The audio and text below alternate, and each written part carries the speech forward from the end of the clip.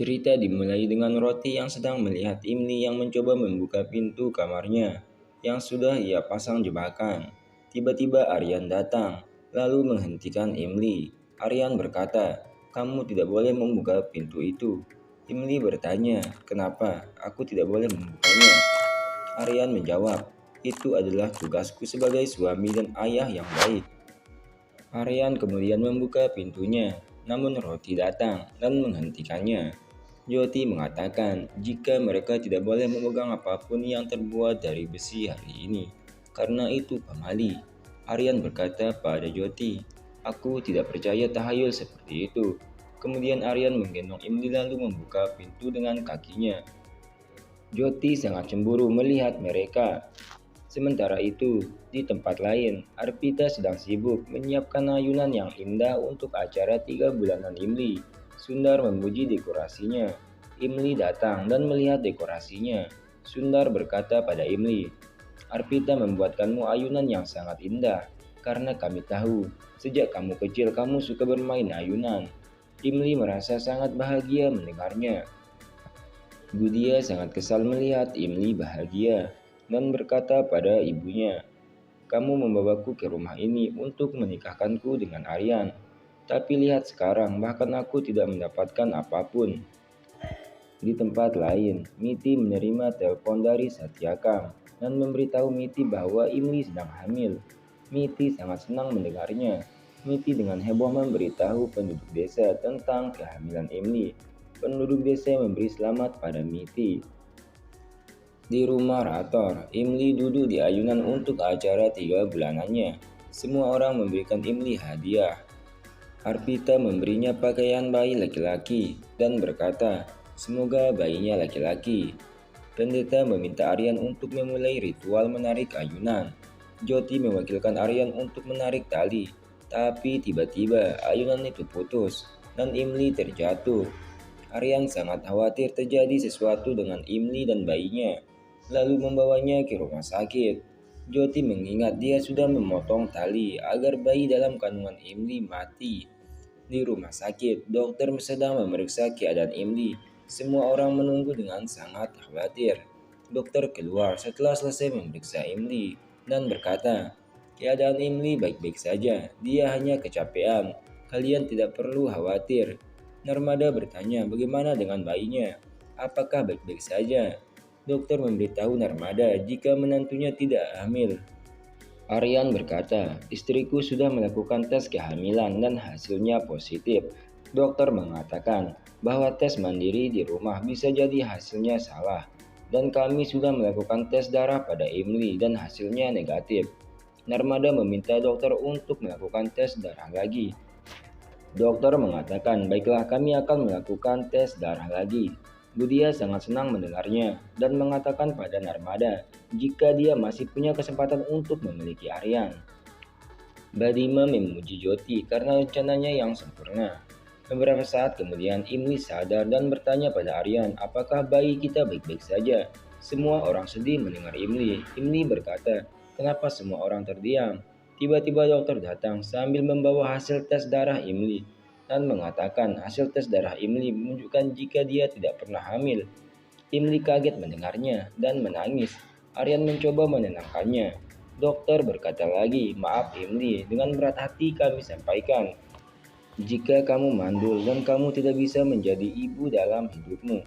Imli sangat hancur mendengarnya. Aryan mencoba menghibur Imli dan memeluknya dengan erat.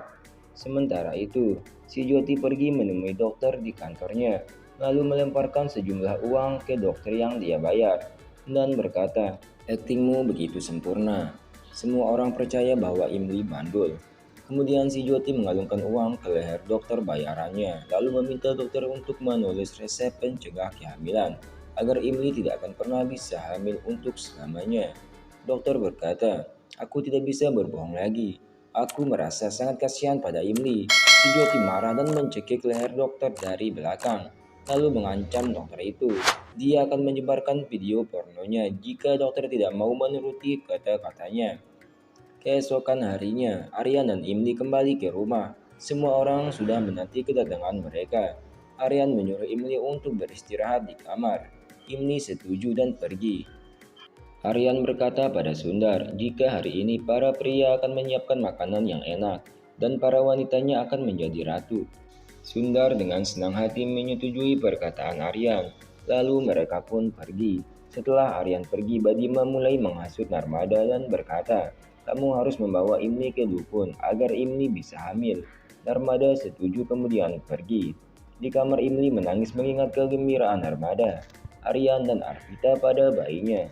Imli berpikir jika dia harus bangkit demi Aryan. Kemudian Imli menyimpan pakaian bayinya di lemari. Narmada datang dan mengatakan, kamu harus menemui seorang dukun yang bisa mengobati kemandulan.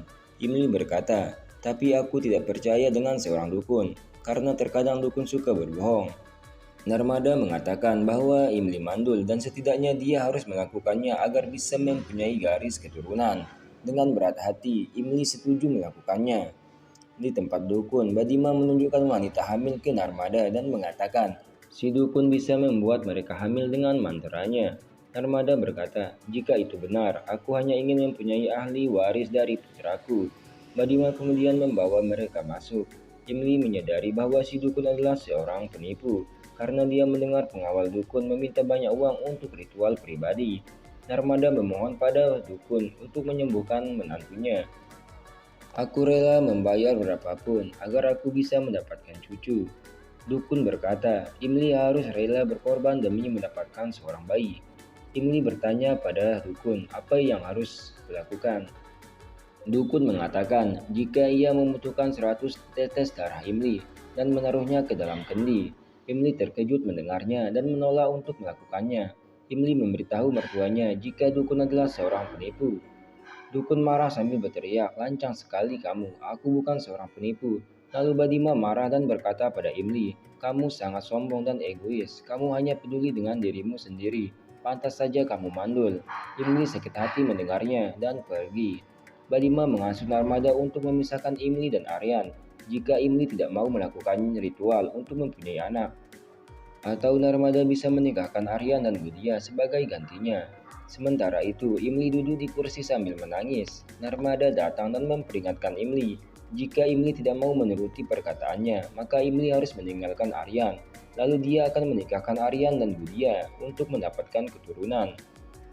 Badima berkata, pantas saja Aditya meninggalkan Imli karena kekurangannya. Imli menangis mendengar hinaan Badima. Narmada mengancam Imli lagi. Jika Imli masih tidak mau melakukan ritualnya, maka Imli harus segera meninggalkan Aryan. Kemudian Imli berjalan tak berdaya ke dukun lagi. Setelah mendengar ancaman Narmada, dukun meminta Imli untuk memotongnya untuk mengambil 100 tetes darahnya. Imli kemudian mengambil pisau, namun ia tidak berani melakukannya sendiri. Lalu Badima dengan paksa mencoba memotong tangan Imli.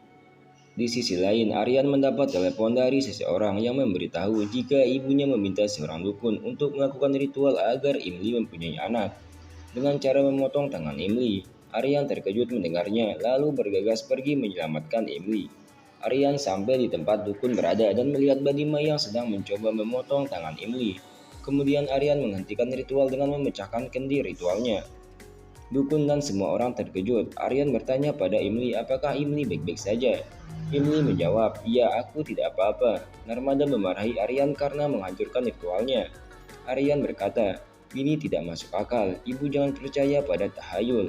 Narmada mengatakan jika dia hanya meminta Imli memberikan darahnya untuk ritual. Aryan berkata, aku tidak mau melihat Imli mengorbankan dirinya sendiri. Aku akan memotong tanganku sebagai gantinya. Lalu Aryan mencoba untuk memotong tangannya, tetapi Narmada menghentikannya dan membuang pisaunya. Si Joti datang dan bertanya pada Imli apa dia baik-baik saja. Imli mengangguk. Aryan berterima kasih kepada Joti karena memberitahunya tentang ritual ini tepat waktu. Jika tidak, dia tidak bisa menyelamatkan Imli tepat waktu.